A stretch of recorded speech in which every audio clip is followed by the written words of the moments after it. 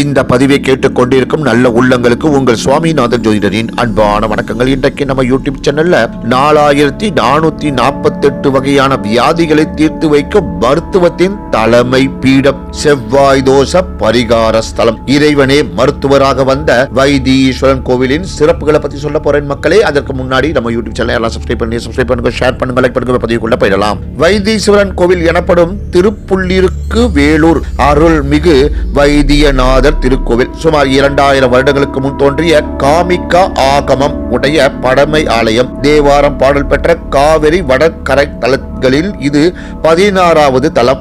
இத்தலத்தை பாடிய அடியார்கள் திருஞான சம்பந்தர், திருநாவுக்கரசர், அருணகிரிநாதர், சிதம்பரம் முனிவர், ராமலிங்க அடிகளார், தன்வந்திரி சித்தர் ஜீவ சமாதி அடைந்த தலம் என்பதால் இங்கு உடம்பில் ஏற்படும் குறைபாடுகள் நீங்கி நலம் பெறலாம். இங்கு தரும் புனுங்கு எண்ணெய் வாங்கி பூசிக்கொள்ள உடற்பிணி, உடம்பில் கட்டிகள், பருக்கள், வடுக்கள் ஆகியவை நீங்கும். தினமும் அர்த்த ஜாமத்தில் முத்துக்குமார சுவாமிக்கு தீபாராதனை நடக்கும். செல்வ முத்துக்குமாரர் சன்னதியில் அர்த்த ஜாம பூஜையில் முருகனின் திருவடிகளில் சார்த்த பெரும் நேந்திரப்படி சந்தனமும் திருநீரும் நோய்கள் தீர்க்க வல்லது. செவ்வாய் தோஷத்தால் பாதிப்புடையவர்கள் இங்கு வழிபாடு செய்வது சிறப்பு. அங்காரனுக்கு வெண்குஷ்ட நோய் வந்தது. அப்போது அசரி ஒன்று ஒலித்தது. வைத்தீஸ்வரன் கோவிலில் சென்று ஒரு மண்டலம் சித்தாமிர்த குளத்தில் குளித்துவிட்டு வைத்தியநாத சுவாமியை வணங்கினால் ரோகம் குணமாகிவிடும் என்று கேட்டது. இதையடுத்து அங்காரகனும் இங்கு வந்து வழிபட்டு நோய் குணமானது.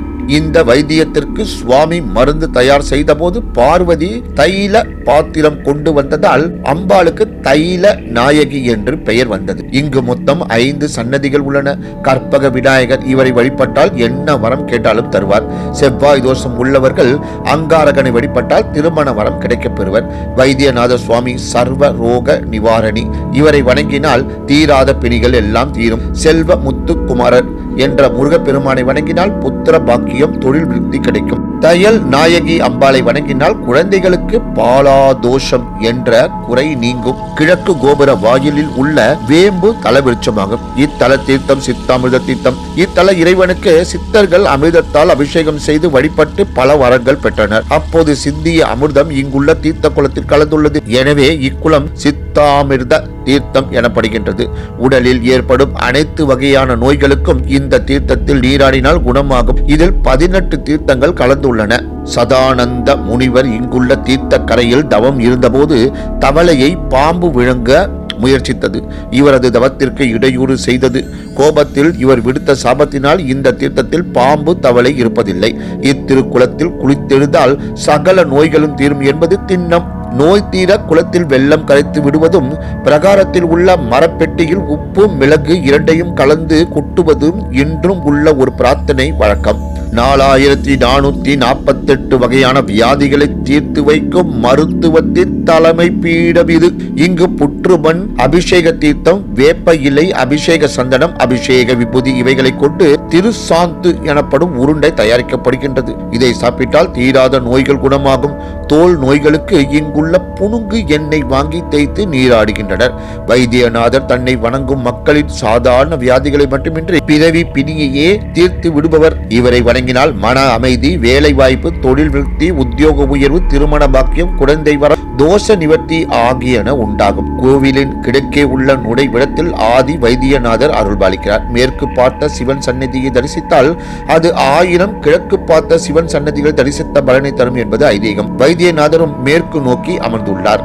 முருகப்பெருமான் இறைவனை வழிபட்டு சூரனை அடிக்க வேல் வாங்கிய தலம். ராமர் வழிபட்டு அருள் நலமுற்ற தலம். இந்த கோவிலில் உள்ள அங்காரகன் சன்னதியில் செவ்வாய் தோஷத்தால் திருமண தடை மற்றும் பல சிரமங்களை அனுபவிப்பவர்களுக்காக சிறப்பு ஏற்பாடுகள் நடத்தப்படுகின்றன. நிலம் வாங்க, கடன் தொல்லை நீங்க, மூட்டு வலி குணமாக இவரை வணங்குவது சிறப்பு. இத்தலத்தில் சம்பாதி ஜடாயு என்ற கழுகு அரசர்கள் இறைவனை வழிபட்டு அருள் பெற்றார்கள். ஜடாயுவின் வேண்டுகோளின்படி ராமபிரான் இத்தலத்தில் விபூதி குண்டத்தில், அதாவது சிதை அடுக்கி ஜடாயுவின் உடலை வைத்து தகனம் செய்ததினால் இவ்விடம் ஜடாயு குண்டம் எனப்பட்டது.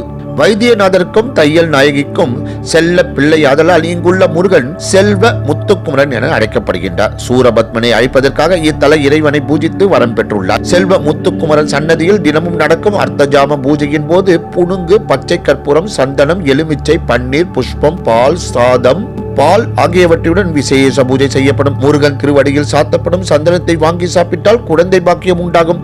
முருகனுக்கு முக்கியத்துவம் உள்ள தலம் என்பதால் இங்கு அனைத்து விழாக்களும் முத்துக்குமார சுவாமிக்கு தான். தினமும் காலையிலும் அர்த்த ஜாம பூஜையின் போதும் முதலில் முருகனுக்கு பூஜை செய்த பிறகே சிவனுக்கும் அம்மனுக்கும் பூஜை நடக்கும். இத்தலத்தில் நவகிரகங்கள் வரிசையாக இருக்கும். எல்லா தலங்களிலும் சுவாமிக்கு முன்புறம் பிரகாரத்தில் தான் இருக்கும். ஆனால் இங்கு மட்டும் நவகிரகங்கள் சுற்று பிரகாரத்தில் சுவாமிக்கு பின்புறம் உள்ளது. ராமர் பூஜித்த தலம் இது. தையல் நாயகி அம்மனை வணங்கினால் குழந்தைகளுக்கு உண்டாகும் பாலதோஷம் நீங்கும். செவ்வாய்க்கிழமைகளில் ஆடு வாகனத்தில் அங்காரகன் எழுந்தருள்வார்.